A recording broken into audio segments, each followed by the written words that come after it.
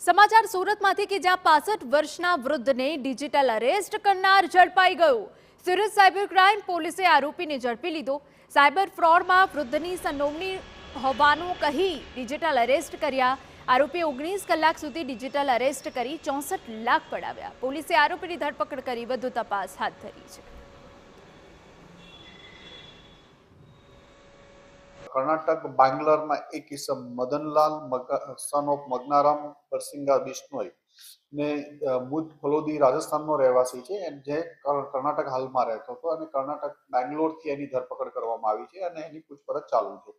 આ ઇસમ પોતાના એકાઉન્ટમાં પૈસા ટ્રાન્સફર થયા હતા। આ પૈસા ટ્રાન્સફર થયા પછી મદનલાલ આ પૈસા ગુજરાતમાં આવી અલગ અલગ જગ્યાએથી પોતાની ઓળખ આઈડેન્ટિફાઈ ન થાય એટલે વડોદરા અને અલગ અલગ શહેરોમાંથી આ પૈસા વિડ્રો કરતો હતો અને એની ધરપકડ કરી આ ગુનામાં એની પૂછપરછ ચાલુ છે।